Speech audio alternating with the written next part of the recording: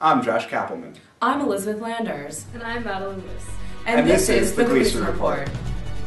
Since Leo DiCaprio stole our hearts in the 2006 blockbuster hit Blood Diamond, the issue of conflict diamonds in Sierra Leone has come to the global conscience.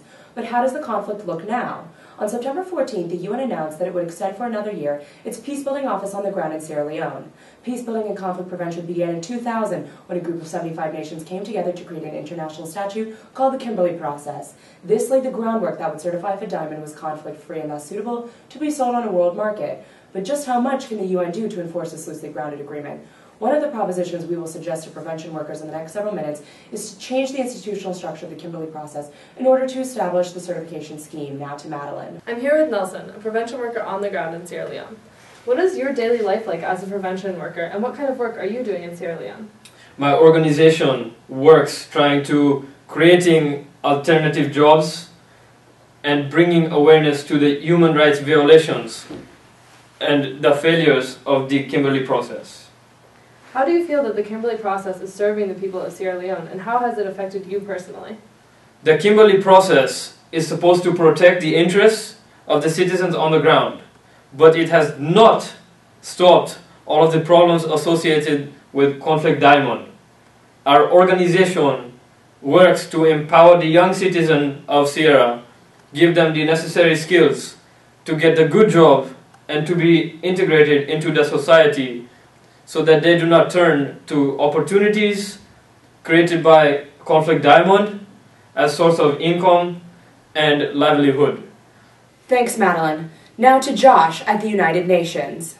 I'm here right now with Christine Clement from Global Witness, someone who's working to reform the Kimberley Process. Christine, thank you so much for meeting with us. I know your time is busy, and I know you're out there in Sierra Leone working on the ground and working hard. A lot of people say that the Kimberley Process simply isn't Well, Josh, there are three main areas that the Kimberley Process needs to improve upon: human rights, independent technical capacity, and decision-making. Breaking the links between diamonds and human rights abuses was one of the founding principles of the Kimberley Process. However, many prevention workers argue that human rights falls outside the KP's purview.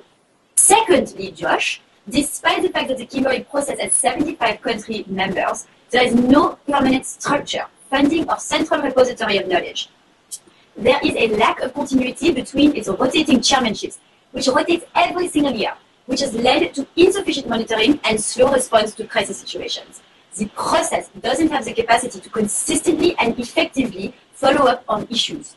It needs a professional, independent body to support administrative matters, monitoring, and statistical and legal analysis.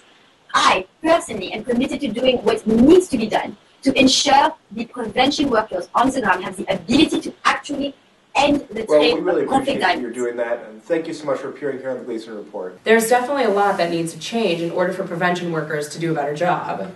In my opinion, I think it's crucial that the Kimberley Process have more discipline and a permanent headquarters and authoritative structure. That's the only way that prevention workers will be able to do a better job, because they can't be expected to do their jobs properly without those things.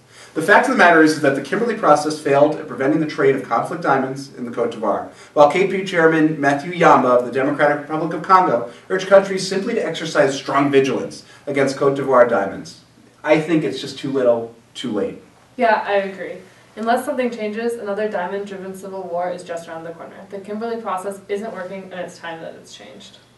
Well, it's an interesting point, of course, because diamonds alone don't cause conflict, but the presence of a lootable resource can certainly fuel the conflict. On our next segment, we'll be talking to Bono. Stay tuned.